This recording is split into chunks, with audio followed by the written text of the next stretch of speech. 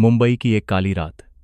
एक चलती हुई बस में एक युवा जिंदगी खामोशी से हमेशा के लिए बुझ गई। न कोई चीख, न खून का एक कतरा। पहली नज़र में उस जवान लड़की की मौत एक साधारण हार्ट अटैक जैसी लगी, लेकिन उस खामोशी के पीछे एक भयानक सच छिपा था। एक ऐसा अपराध जिसे बड़ी चालाकी से छुपाया गया था। शैतान का हाथ उस तक पहुंच चुका था, जिसने सिर्फ एक जिंदगी ही नहीं, बल्कि भरोसे और प्यार का भी गला घोंट दिया था। यह कोई हादसा नहीं था, यह एक शैतानी दिमाग की सोची समझी साजिश थी, जिसे एक इंसान के भेष में छिपे दरिंदे ने अंजाम दिया था। रात के 10-15 बज रहे थे। बेस्ट की बस नंबर 202, जो दिन भर की भाग दौड़ से थकी हारी लग रही थी, दादर स्टेशन के बस डिपो में अपने आखिरी चक्कर लगाकर रुकी। इंजन ने आखिरी बार घरघराकर आवाज की और फिर बंद हो गया, जिससे गली में मुंबई की उमस भरी रात की खामोशी छा गई। सुरेश, एक 19 साल का नौजवान बस कंडक्टर, जिसकी आवाज दिन भर चिल्लाकर बैठ गई थी, ने एक जोर की अंगड़ाई ली और बस के आखिर तक आवाज लगाई। चलो भाई, आखिरी स्टॉप आ गया। जिसको उतरना है जल्दी उतरो, मुझे भी घर जाकर सोना है। कुछ उनींदे यात्री उठे और लड़खड़ाते हुए नीचे उतर गए। सुरेश ने चारों ओर नजर दौड़ाई। बस लगभग खाली थी, सिवाय एक लड़की के जो पीछे से दूसरी सीट पर बैठी थी। उसने एक सफेद टी शर्ट पहनी थी, जिस पर एक मोटी बिल्ली की फीकी पड़ चुकी तस्वीर थी। साथ में एक साधारण नीली जीन्स और पुराने स्नीकर्स थे। देखने में बिल्कुल मुंबई यूनिवर्सिटी की कोई छात्रा लग रही थी। उसका बड़ा सा कपड़े का बैग उसकी गोद में रखा था, एक ईयरफोन गले में लटका हुआ था और उसका सिर खिड़की से टिका था। उसके लंबे काले बाल चेहरे पर बिखरे हुए थे, जिससे लग रहा था कि वह गहरी नींद में है। उसे हिलता डुलता न देखकर सुरेश को गुस्सा आया और वह उसके पास गया, बड़बड़ाते हुए बोला, ए लड़की, आखिरी स्टॉप आ गया, सुनाई नहीं दे रहा क्या? ऐसी कौन सी नींद है? सुरेश ने उसके कंधे पर हल्के से हाथ मारा। कोई हरकत नहीं हुई। उसे और गुस्सा आया। उसने थोड़ा और जोर से हिलाया, उठो, नीचे उतरो। फिर भी वही खामोशी। सुरेश की रीढ़ में एक ठंडी सी लहर दौड़ गई। यह एसी की ठंडक नहीं थी, कुछ बहुत गलत था। उस नौजवान का दिल जोर से धड़कने लगा। वह और पास झुका। उसे सांसों की कोई आवाज नहीं सुनाई दी। मुंह से निकलने वाली हल्की सी भाप, जो खिड़की के शीशे को धुंधला कर देती, वह भी नहीं थी। सुरेश ने कांपते हाथों से उसके चेहरे से बालों को हटाया और फिर बस की पीली धीमी रोशनी में जो उसने देखा, उससे वह सन्न रह गया। एक खूबसूरत अंडाकार चेहरा, जो अब भूतिया तौर पर पीला पड़ चुका था। जो होंठ गुलाबी होने चाहिए थे, वे अब काले और सूखे थे। आंखों के नीचे हल्के बैंगनी घेरे थे। यह नींद की कमी से नहीं, बल्कि जिंदगी के निचोड़ लिए जाने का रंग था। उसके हाथ जो बैग पर रखे थे, उनकी लंबी उंगलियों के नाखून एक अजीब नीले बैंगनी रंग के हो चुके थे। हे भगवान! सुरेश पीछे हटा और सीट से टकराकर लगभग गिर पड़ा। वह घबराहट में हकलाने लगा। उसकी आवाज बदल गई थी। उसने ड्राइवर के केबिन की ओर चिल्लाया, रामू काका, जल्दी यहां आओ। यह लड़की, यह तो मर गई है काका। बुजुर्ग ड्राइवर रामू उसकी चीख सुनकर दौड़ा आया। बस एक नजर डालते ही उसका धूप और बारिश में तपा हुआ चेहरा पीला पड़ गया। उसने लड़की को छूने की हिम्मत नहीं की, बस पीछे हट गया और कांपते हाथों से अपना पुराना कीपैड वाला फोन निकालकर एक 100 नंबर डायल किया। यह खबर आग की तरह फैल गई, पुलिस के सायरन से भी तेज। 15 मिनट के अंदर पूरा बस डिपो पुलिस ने घेर लिया। लोगों की भीड़ जमा हो गई। हर कोई अंदर झांकने की कोशिश कर रहा था। कानाफूसी शुरू हो गई। पक्का किसी अमीर बाप की बिगड़ी औलाद है। ड्रग्स का ओवरडोज हो गया होगा। पास में वड़ा पाव बेचने वाली एक औरत ने कहा, नहीं रे, लगता है प्यार में धोखा मिला होगा, जहर खा लिया होगा। एक ऑटो वाले ने अपनी राय दी, चुप करो सब, कपड़े तो पूरे पहने हैं और सीधी बैठी है, यह पक्का मर्डर है। किसी शातिर ने सीन बनाया है पुलिस को धोखा देने के लिए। घेरे के अंदर पुलिस अधिकारियों ने अपना काम शुरू कर दिया। वे एक अजीब तरह से साफ सुथरे क्राइम सीन को देखकर हैरान थे। खून का एक भी धब्बा नहीं, संघर्ष का कोई निशान नहीं, कोई हथियार नहीं। पीड़िता की जीन्स की जेब में रखे पुराने मोबाइल फोन से लेकर कुछ खुले पैसे तक, सब कुछ अपनी जगह पर था। वह लड़की जीवन और मृत्यु के बीच ऐसे बैठी थी, मानो किसी गहरी नींद में चली गई हो और अपने पीछे एक खामोश पहेली छोड़ गई थी, जो सबसे अनुभवी जासूसों को भी चुनौती दे रही थी। मुंबई पुलिस की फॉरेंसिक टीम ने पूरी रात काम किया। जांच कक्ष की सफेद रोशनी में पीड़िता की जवानी की खूबसूरती और भी निखर कर सामने आ रही थी, जिससे उसकी मौत और भी दर्दनाक लग रही थी। शुरुआती पोस्टमार्टम रिपोर्ट ने सबसे अनुभवी जांचकर्ताओं को भी सोचने पर मजबूर कर दिया। शरीर पर किसी भी बाहरी बल का कोई निशान नहीं था। गला घोंटने के कोई संकेत नहीं थे, कोई इंजेक्शन के निशान नहीं थे और आंतरिक अंगों को कोई स्पष्ट क्षति नहीं थी। केवल एक ही चीज मिली, एक्यूट हार्ट फेलियर के संकेत, बिल्कुल किसी बीमारी से हुई अचानक मौत की तरह। लेकिन पुलिस का अनुभव कह रहा था कि मामला इतना सीधा नहीं हो सकता। एक 21 साल की स्वस्थ लड़की को अचानक बस में हार्ट अटैक क्यों आएगा? यह संयोग इतना सटीक था कि उस पर शक होना लाजमी था। घटनास्थल पर पहला और एकमात्र सुराग पीड़िता की जीन्स की जेब में रखा उसका पुराना मोबाइल फोन था। एक विशेष टीम ने तुरंत काम शुरू कर दिया। फोन में कोई पासवर्ड नहीं था, जो एक दुर्लभ किस्मत की बात थी। कॉन्टैक्ट लिस्ट, तस्वीरें और सोशल मीडिया ऐप्स ने जल्दी ही लड़की की पहचान उजागर कर दी। पीड़िता का नाम प्रिया सिंह था, 21 साल की, बिहार के एक गरीब जिले की रहने वाली। प्रिया मुंबई के एक प्रतिष्ठित इकोनॉमिक्स कॉलेज में फाइनल ईयर की छात्रा थी। वह अपनी पढ़ाई में अव्वल होने और अपनी खूबसूरती और सीधे सादे स्वभाव के लिए जानी जाती थी। वह बांद्रा में अपनी एक दोस्त के साथ किराए के एक छोटे से कमरे में रहती थी, जो बस के आखिरी स्टॉप से ज्यादा दूर नहीं था। जांचकर्ता सुबह सुबह प्रिया के किराए के कमरे में पहुंचे। कमरा छोटा था, लेकिन बहुत करीने से सजाया हुआ था। स्टडी टेबल पर किताबें खुली पड़ी थीं। पीले हाइलाइटर से लिखे गए नोट्स अभी भी ताज़ा लग रहे थे। दीवार पर लगी कुछ छोटी तस्वीरों में एक लड़की हमेशा मुस्कुराती हुई दिख रही थी, जिसकी मुस्कान में मासूमियत और जिंदगी थी। उसकी रूममेट, जो सदमे से लगभग बेहोश हो चुकी थी, ने कुछ बेहद कीमती जानकारी दी। उसके अनुसार प्रिया अंतर्मुखी थी और अपनी निजी बातें किसी से साझा नहीं करती थी। लेकिन लगभग 1 साल पहले उसका विक्रम राठौड़ नाम के एक 27 साल के लड़के के साथ रिश्ता शुरू हुआ था। विक्रम कोई छात्र नहीं था। वह एक फाइनेंस कंपनी के लिए लोन रिकवरी एजेंट का काम करता था। दिखने में तो वह आकर्षक था, लेकिन उसका स्वभाव बेहद दबंग और मालिकाना था। वह प्रिया दीदी को सांस भी नहीं लेने देता था। रूममेट ने सिसकते हुए बताया, कहाँ जा रही हो, क्या कर रही हो, किसके साथ हो? दीदी को सब कुछ बताना पड़ता था। उसने चुपके से उनके फोन में जीपीएस ट्रैकर भी डाल दिया था। मैंने कई बार उन्हें बुरी तरह लड़ते देखा। वह बेवजह शक करता था और चीजें तोड़ देता था। लगभग 2 महीने पहले जब प्रिया और बर्दाश्त नहीं कर सकी तो उसने रिश्ता तोड़ने का फैसला किया, लेकिन विक्रम ने इसे स्वीकार नहीं किया। उसने प्रिया को मानसिक रूप से परेशान करना शुरू कर दिया। हर दिन सैकड़ों कॉल्स और मैसेज करता था। हद तो तब हो गई जब प्रिया ने अपनी क्लास के एक लड़के के साथ दोस्ती बढ़ानी शुरू की। यह सुनकर विक्रम पागल हो गया। यहीं पर जांचकर्ताओं को प्रिया के फोन से रिकवर किए गए डिलीटेड मैसेज में सबसे महत्वपूर्ण सुराग मिला। उन्हें विक्रम के भेजे गए धमकी भरे कई मैसेज मिले। तुम्हें क्या लगता है तुम मुझसे बच जाओगी? मैं तुम्हें बता दूं, अगर तुम मेरी नहीं हो सकती तो किसी की नहीं हो सकती। और एक और मैसेज, कौन है वह लड़का? मुझे उसका नाम बताओ, देखता हूं वह सही सलामत तुम्हारे साथ प्यार कैसे करता है। और आखिरी मैसेज, जो घटना वाले दिन की दोपहर को भेजा गया था, उसका लहजा अचानक बदल गया था, जो डरावना रूप से नरम था। मुझे हर चीज के लिए माफ कर दो। चलो आखिरी बार मिलते हैं, मैं तुम्हें आजाद कर दूंगा। हम एक कप चाय पियेंगे, सब कुछ साफ करेंगे और फिर सब खत्म। वही पुराना कैफे, आज शाम 7 बजे। एक कप चाय, एक छोटी सी डिटेल, लेकिन यही सच का दरवाजा खोलने वाली चाबी थी। जांचकर्ताओं ने तुरंत उस कैफे के सीसीटीवी फुटेज खंगाले। फुटेज में प्रिया और विक्रम बात करते हुए दिखाई दे रहे थे। विक्रम ने प्रिया को चाय का कप दिया, लेकिन एक बेहद महत्वपूर्ण डिटेल कैमरे में कैद हो गई। एक पल के लिए जब प्रिया का ध्यान नहीं था, विक्रम ने चुपके से उसके कप में कुछ मिला दिया। अब मामला साफ था। यह अचानक हुई मौत नहीं थी, यह जहर देकर की गई एक सोची समझी हत्या थी। हत्यारा लगभग पहचाना जा चुका था। विक्रम राठौड़ की तलाश के लिए पूरे शहर में तुरंत आदेश जारी कर दिए गए। जब विक्रम राठौड़ की तलाश गुपचुप तरीके से चल रही थी, जासूसों को एक हैरान करने वाली जानकारी मिली। विक्रम भागा नहीं था, वह अभी भी काम पर जा रहा था। अपनी जिंदगी ऐसे जी रहा था जैसे कुछ हुआ ही ना हो। अपने आसपास के लोगों के लिए 27 साल का विक्रम राठौड़ अभी भी टीडी फाइनेंस का एक मेहनती रिकवरी एजेंट था। वह गोरेगांव के एक मिनी अपार्टमेंट में अकेले रहता था, जो एक भीड़भाड़ वाला इलाका था जहां छिपना बहुत आसान था। पुलिस के अंडरकवर अधिकारियों ने दिन रात विक्रम की हर हरकत पर नजर रखनी शुरू कर दी।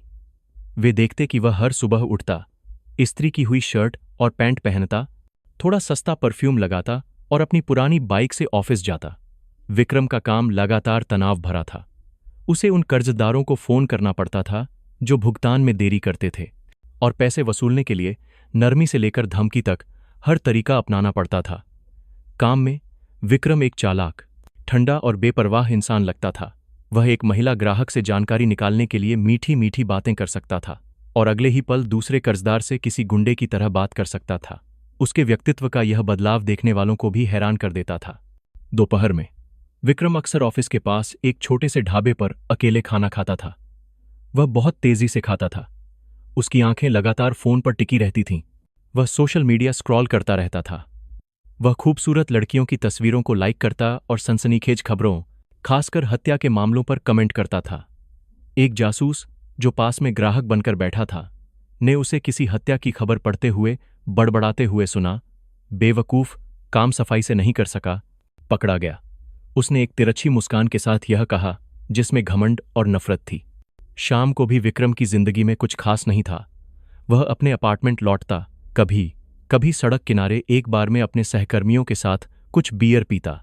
उन महफिलों में विक्रम अक्सर मुश्किल कर्जदारों से निपटने की अपनी काबिलियत और भोली भाली लड़कियों के साथ अपने छोटे मोटे रिश्तों की डींगें हाँकता था। वह खुद को एक प्लेबॉय के रूप में दिखाता था, लेकिन कभी कभी उसकी आंखों में एक खालीपन और डरावनी क्रूरता झलकती थी। किसी ने भी, यहां तक कि उसके सबसे करीबी सहकर्मियों ने भी, उसे कभी प्रिया सिंह का नाम लेते नहीं सुना। ऐसा लगता था जैसे वह लड़की उसकी जिंदगी में कभी थी ही नहीं। विक्रम का यह ठंडा और शांत व्यवहार ही था जो जांच टीम के लिए सबसे ज्यादा चिंता का विषय था। वह बिल्कुल भी घबराया हुआ या चिंतित नहीं लग रहा था, न ही उसमें किसी अपराधी के कोई लक्षण दिख रहे थे। क्या वह एक बेहतरीन नाटक कर रहा था, या उसे सच में विश्वास था कि उसका अपराध कभी पकड़ा नहीं जाएगा? इसी बीच एक दूसरी जांच टीम को एक महत्वपूर्ण गवाह मिल गया। वह एक ऐप आधारित बाइक टैक्सी का ड्राइवर था जिसने विक्रम और प्रिया जैसे दिखने वाले एक जोड़े को बांद्रा के एक छोटे से लॉज में छोड़ा था। मुझे वह लड़का अच्छी तरह याद है, साहब। वह लड़की को सहारा देकर ले जा रहा था। कह रहा था कि उसकी गर्लफ्रेंड पार्टी में ज्यादा पीकर बेहोश हो गई है। वह लड़की उस समय लगभग बेहोश थी। मुझे अजीब भी लगा कि नशे में कोई इतना खामोश कैसे हो सकता है। उस लड़के ने अपना चेहरा मास्क से ढक रखा था, बस उसकी चालाक आंखें दिख रही थीं। इस बयान से पुलिस ने जल्दी ही उस लॉज का पता लगा लिया जहां विक्रम प्रिया को ले गया था। हालांकि उसने कमरा बुक करने के लिए नकली आईडी का इस्तेमाल किया था, लेकिन लॉज के सीसीटीवी कैमरे ने सब कुछ रिकॉर्ड कर लिया था। फुटेज में विक्रम का प्रिया को, जो पूरी तरह से बेहोश थी, कमरे में ले जाते हुए दिखना एक अकाट्य सबूत बन गया जिसने मामले की सभी कड़ियों को जोड़ दिया। अब विक्रम राठौड़ का हर कदम पुलिस की निगरानी में था। आखिरी जाल बिछाया जा चुका था, बस सही समय का इंतजार था।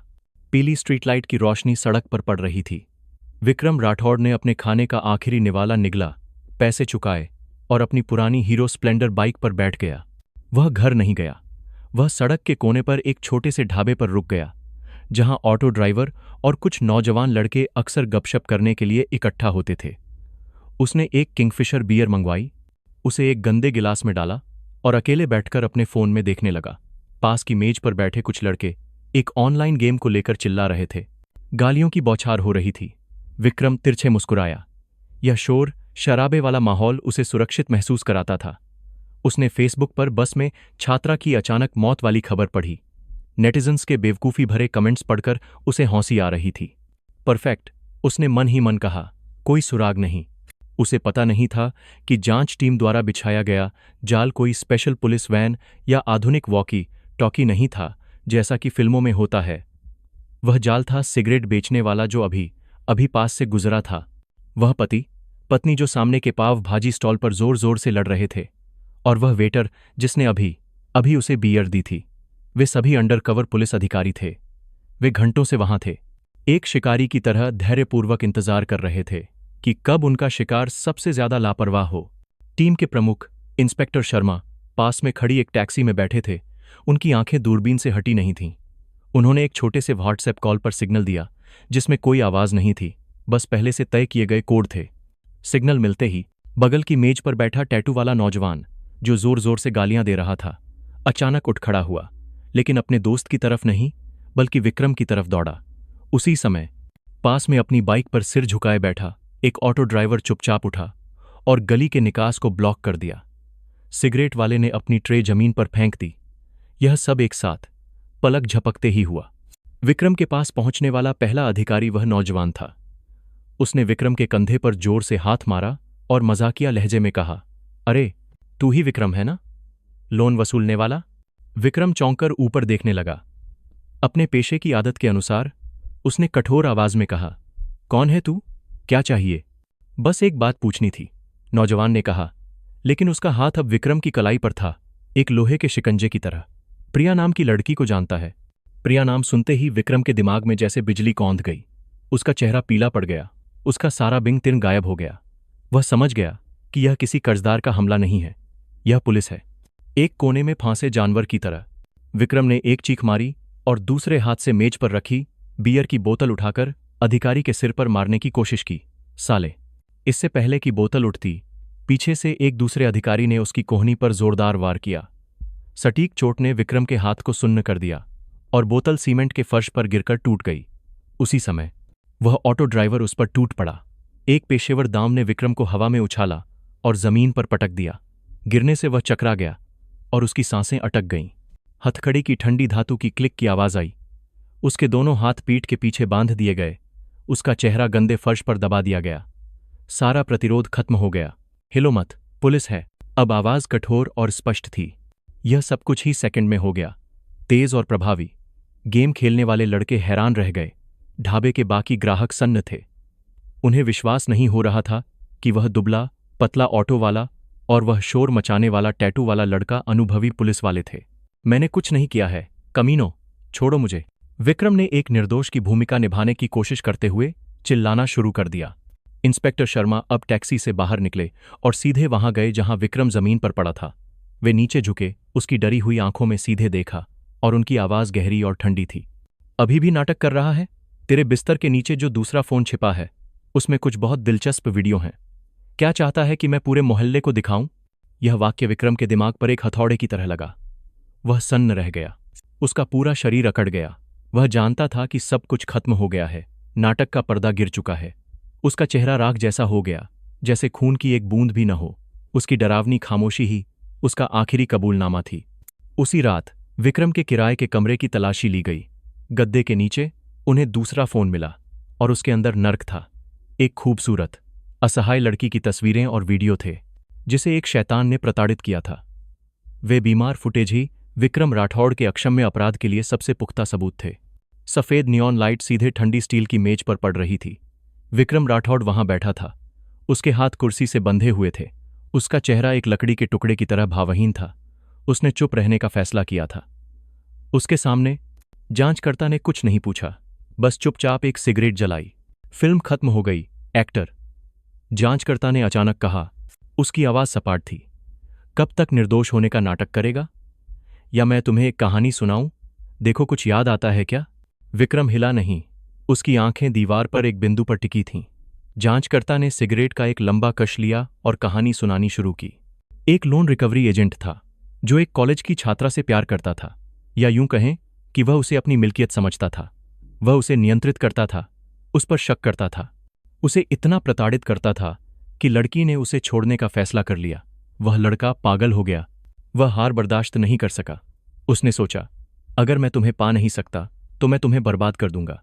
वह रुका, सिगरेट की राख झाड़ी, तो उसने ऑनलाइन एक जहर खरीदा।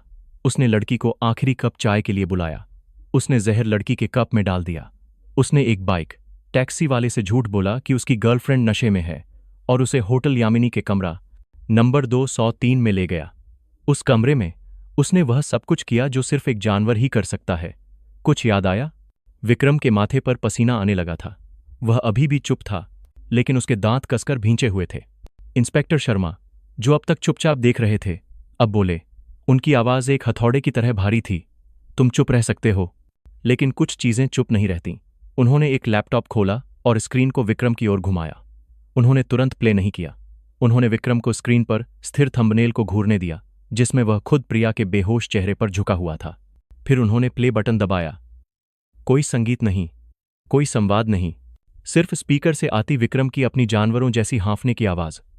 वह आवाज इतनी नग्न और बीमार थी कि हजारों आरोपों से ज्यादा भयानक थी। स्क्रीन पर तस्वीरें चलने लगीं। इंसान के भेष में छिपा शैतान एक बेजान शरीर पर अपनी हवस पूरी कर रहा था। बंद करो, इसे बंद करो। वह एक चीख के साथ चिल्लाया, एक ऐसी चीख जो डर से फटी जा रही थी। वह एक फौंसे हुए जानवर की तरह छटपटाने लगा। लोहे की कुर्सी हिलने लगी। उसका सारा ढोंग और अकड़ एक पल में ढह गया। वह अपने अपराध से नहीं डर रहा था, वह अपने अंदर के शैतान की छवि का सामना करने से डर रहा था। इंस्पेक्टर शर्मा ने लैपटॉप बंद कर दिया। कमरा फिर से खामोश हो गया। विक्रम ने अपना सिर मेज पर पटक दिया। उसके कंधे हिल रहे थे, लेकिन वह पछतावे में नहीं रो रहा था। वह इसलिए रो रहा था क्योंकि वह जानता था कि वह हार गया है। यह सब उसकी वजह से हुआ। वह बड़बड़ाने लगा, उसने मुझे मजबूर किया, उसने मुझे दूसरे लड़के के लिए छोड़ने की हिम्मत की, उसने मेरा अपमान किया। और फिर वह टूट गया। उसने सब कुछ उगल दिया, एक टूटे हुए बांध की तरह, गंदा और बेतरतीब। उसने कबूल किया कि उसकी अकड़ यह बर्दाश्त नहीं कर सकती थी कि उसकी चीज किसी और की हो जाए। उसका इरादा वीडियो का इस्तेमाल करके प्रिया को एक कठपुतली बनाना था, ताकि जब भी उसे जरूरत हो वह बस एक क्लिप भेजे और प्रिया को चुपचाप उसके पास आना पड़े, ताकि उसे पता चले कि नर्क क्या होता है, ताकि वह फिर कभी किसी दूसरे लड़के की तरफ देखने की हिम्मत न करे। उसने नफरत से कहा। उसने उस भयानक रात का हर विवरण बताया। जहर देने के बाद वह प्रिया को होटल ले गया। एक विजेता की तरह महसूस कर रहा था। उसने उसके बेहोश शरीर को प्रताड़ित किया, लेकिन जब उसकी हवस शांत हुई तो उसने कुछ अजीब महसूस किया। उसने प्रिया को हिलाया, कोई प्रतिक्रिया नहीं हुई। उसने अपना कान उसकी छाती पर लगाया, दिल की धड़कन नहीं सुनाई दी। उसने घबराहट में अपना फोन निकाला, स्क्रीन को उसकी नाक के पास रखा। स्क्रीन पर भाप नहीं जमी। यह मर गई, यह सच में मर गई। घबराहट कुछ ही सेकंड तक रही, फिर उसके दिमाग में एक और बीमार विचार आया। मरकर भी मुझसे बचना चाहती है? वह लाश पर गुर्राया। और फिर अपने पागलपन के चरम पर उसने उस लड़की के शव के साथ कई बार फिर से दुष्कर्म किया। वह अपना पूर्ण अधिकार जताना चाहता था, एक ऐसा कब्जा जिसे मौत भी अलग नहीं कर सकती थी। वह उस लाश के साथ उस कमरे में लगभग 24 घंटे तक रहा। उसे रूम सर्विस के दरवाजा खटखटाने से डर लगता था। वह सो नहीं सका, बस उस लाश को देखता रहा जो धीरे धीरे कठोर हो रही थी और रंग बदल रही थी। कभी कभी वह खुद से बात करता, प्रिया को गाली देता कि उसने उसकी परफेक्ट योजना को बर्बाद कर दिया। लाश को ठिकाने लगाने की योजना उसने बहुत सावधानी से बनाई। वह जानता था कि वह उसे नदी में नहीं फेंक सकता या दफना नहीं सकता, क्योंकि वह आसानी से मिल जाएगी। उसने एक अचानक मौत का झूठा सीन बनाने का तरीका सोचा। उसने अगली रात तक इंतजार किया। प्रिया का शरीर तब तक अकड़ चुका था और उसे कपड़े पहनाना बहुत मुश्किल था। उसे लाश के हाथ पैर मोड़ने पड़े ताकि वह उसे कपड़े पहना सके। उसने उसका बैग उसके कंधे पर डाला और उसे उठाया। उसने बताया कि सबसे डरावना एहसास तब हुआ जब वह लाश को अपनी बाइक पर ले जा रहा था। उसकी पीठ प्रिया के ठंडे कठोर सीने से सटी हुई थी। उसका सिर एक तरफ लुढ़क कर उसके कंधे से टकरा रहा था। उसने यूनिवर्सिटी के पास वाला बस स्टॉप चुना, क्योंकि प्रिया अक्सर उस रूट से आती जाती थी। यह उसकी आखिरी विडंबनापूर्ण व्यवस्था थी। उसने लाश को बस में चढ़ाया, एक देखभाल करने वाले बॉयफ्रेंड का नाटक करते हुए जो अपनी नशे में धुत गर्लफ्रेंड को संभाल रहा हो। उसने आखिरी सीट चुनी, प्रिया को खिड़की के सहारे बिठाया, उसके बाल ठीक किए ताकि लगे कि वह सो रही है। काम पूरा होने पर वह चुपचाप बस से उतर गया, पीछे मुड़कर देखने की हिम्मत नहीं की और भीड़ में गायब हो गया, यह विश्वास करते हुए कि वह बच गया है। विक्रम के कबूलनामे ने एक अमानवीय अपराध की सबसे पुख्ता चार्जशीट पूरी कर दी। मुंबई सत्र न्यायालय में कटघरे में खड़े होकर पीड़िता के रोते बिलखते परिवार का सामना करते हुए विक्रम ने एक बार भी माफी नहीं मांगी। वह बस सिर झुकाए खड़ा रहा, एक ही बात दोहराता रहा, मुझे धोखा दिया गया, इसलिए मैंने अपना आपा खो दिया। यह देखते हुए कि अभियुक्त विक्रम राठौड़ का कृत्य पूर्व नियोजित था, अपराध को क्रूर और अमानवीय तरीके से अंजाम दिया गया, जिसने न केवल जीवन का अधिकार छीना बल्कि पीड़िता की गरिमा को भी रौंदा, यहां तक कि उसकी मृत्यु के बाद भी, जो अत्यधिक पाशविकता और अमानवीयता को दर्शाता है और उसके सुधरने की कोई गुंजाइश नहीं है। अदालत ने सबसे सख्त सजा सुनाई ताकि ऐसे दुष्ट को समाज से स्थायी रूप से हटा दिया जाए। फैसला: हत्या के लिए मौत की सजा और बलात्कार के लिए आजीवन कारावास, कुल सजा मौत। फैसला सुनाया गया, लेकिन एक मां की अपने बच्चे को खोने की दर्दनाक चीखें कोर्टरूम में गूंजती रहीं, जो प्यार और बीमार कब्जे के बीच की पतली रेखा की एक दर्दनाक याद दिलाती हैं। इस पूरे मामले को देखने के लिए आपका धन्यवाद। प्रिया सिंह की कहानी एक दुखद त्रासदी है, जो प्यार और बीमार कब्जे के बीच के नाजुक संतुलन के बारे में एक गहरी चेतावनी है। सच्चा प्यार सम्मान और स्वतंत्रता पर बनता है, नियंत्रण और जंजीरों पर नहीं। उम्मीद है कि इस कहानी के माध्यम से हम सभी, खासकर युवा, जहरीले रिश्तों को पहचानना सीखेंगे और उनसे बाहर निकलने की हिम्मत करेंगे, ताकि ऐसी कोई और त्रासदी दोबारा न हो।